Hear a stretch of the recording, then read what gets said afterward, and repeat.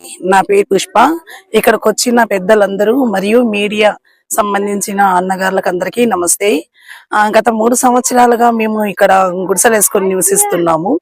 ఇక్కడ వచ్చేసేసి ఆల్రెడీగా మేము ఈ సంవత్సరం కూడా మేము కోర్టు నుంచి స్టే తీసుకురావడం కూడా జరిగింది. ఇక్కడ ఉన్న పేద ప్రజలకు కరెంటు లేదు, ప్లస్ నీళ్లు లేవు. ఇక్కడ చాలా చిన్న చిన్న పిల్లలు ఉన్నారు కాబట్టి దయచేసి వాళ్ళ కోసమైనా కూడా మీరు కరెంటు నీళ్లు ఇవ్వాలని కోరుకుంటున్నాము. అదే అదే అదే పనిగా చంద్రబాబు నాయుడు గారు పేదలకు ఎక్కడైతే పరంబోకి భూమి ఉంటే ఆ భూమిని తీసుకుంటే మేము అక్కడ 3 సెంట్లు ఇస్తామని మీరు వాగ్దానం చేశారు. అదే విధంగా ఇప్పుడు మేము పరంబోకి భూమిలోనే ఉన్నాము. దయచేసి మా సైడ్ మీరు ఒకసారి ఆలోచించండి. అమ్మ సునీత గారు, మీరు కూడా మా గురించి ఆలోచించండి. ఎందుకంటే రాపరాడు పంచాయతీకి సంబంధించి టీవీ టవర్ బ్యాక్ సైడే మేము దామోదర కాలనీలో మేము 300 మంది దాకా గుడిసెలు వేసుకొని నివసిస్తున్నాము. ఒకసారి మా గురించి ఆలోచించండి. ఇక్కడ చిన్న చిన్న పిల్లలు ఉన్నారు, మరియు వచ్చేసి ఒంటరి మహిళలు ఉన్నారు, అదే విధంగా వృద్ధులు కూడా ఉన్నారు. ఇక్కడ నీళ్లు లేవు మరియు కరెంటు లేదు.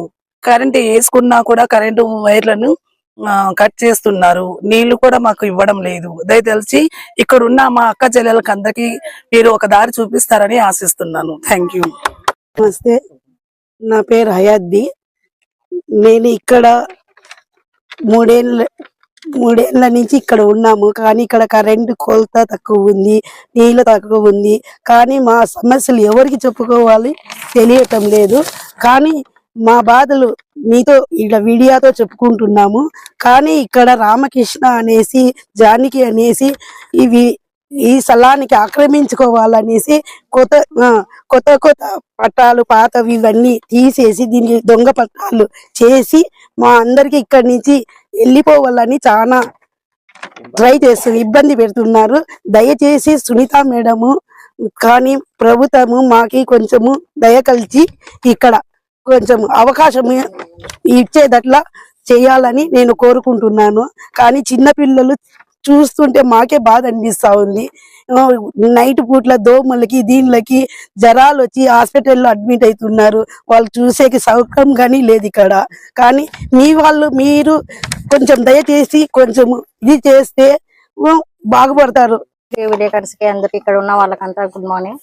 ఈ కాలనీలో చాలా అవస్థ పడుతున్నారు. చిన్నపిల్లలు ఉన్నారు. కరెంట్ అర్జీగా తెచ్చుకున్నాము. విఆర్ఓ గారు వీళ్ళంతా మొత్తము ఇవ్వడం లేదు, లైన్ కట్ చేస్తున్నారు.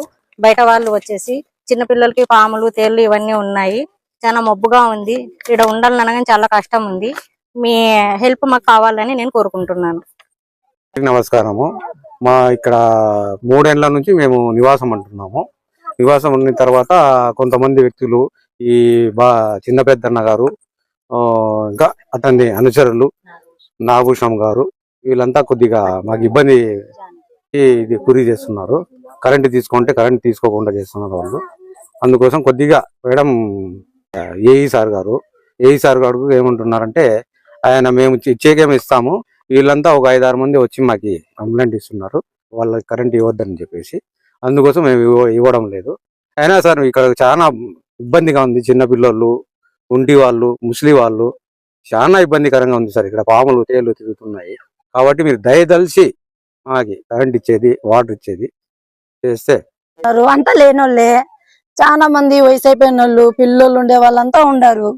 మాకు భూములు ఇస్తానన్నారు, ఇకోకుండా ఇంతదానికి అంతదానికి చాలా గొడవ చేసేకి వస్తా ఉన్నారు. పెద్దన్న గాని, నాగభూషణ్ అన్న, ఆడోళ్ళు గాని చాలా చెడ్డ మాటలు మాట్లాడినారు.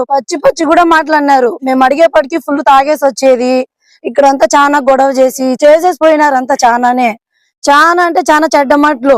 ఈ కొట్టాలంటే వాని పేరు చెప్పుకోకుండా వాడు వెళ్ళిపోయి మేము అడిగేపటికి కొట్లాడేపటికి వాళ్ళ లాస్ట్ లో మూలలో ఉన్నాడు. చాలా గొడవ చేసేకొచ్చినారు. మేము ఇట్లా లేనోళ్ళం, మీ కాళ్ళు బాగాలేదు, దానికి మించి కూడా తిప్పుతా ఉండారు. యాదాంట్లకు మేము సచ్చేదా లేదా బతికేదా, ఏమన్నా మాకు ఇండ్లు ఇస్తారా లేదంటే కానీ ఆడన్నా సాట అన్నా పోయి సవన్నా సస్తాము. ఇట్లా పిల్లలంతా వేసుకున్నాము. అంతా కూలి పని చేసేవాళ్ళు, పూటకపోతేనే గడిచేది. పొద్దు నుంచి సందకాడ వరకు వ్యాపారం నిలబడుకుంటే కాలు వాస్తాది. 1 రూపాయి కోసం అట్లా చేస్తున్నాం. దయ చూపియండి సార్. చాలా అంటే పెద్దోళ్ళకి, చిన్నోళ్ళకి అందరికీ చెప్తాను, చాలా కష్టంగా ఉంది. మమ్మల్ని ఏదైనా ముందుకు చేసుకుంటే గాన మంచిదానికి పోతే గాన దాన్ని చేయనీకోకుండా అడ్డపడే వాళ్ళు కూడా ఉన్నారు. వాళ్ళ పేర్లు వద్దు, వాళ్ళకి ఇవన్నీ ఇంటే గాన తెలుస్తుంది.